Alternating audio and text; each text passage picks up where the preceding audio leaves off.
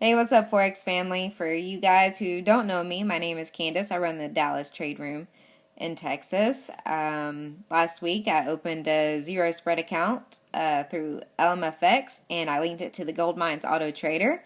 It's a $100 account, very conservative. And I wanted to post my first week's results. I'm already up $4.72 on this account. I ask people all the time, how long would it take your bank to make you $4.72?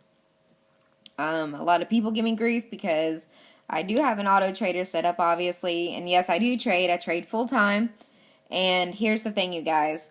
If I don't trade, it's just like any other job. I don't get paid.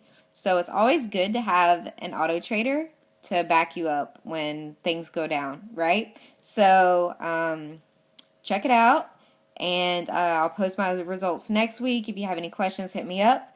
Otherwise, I'll see you guys at the trade room. Take it easy.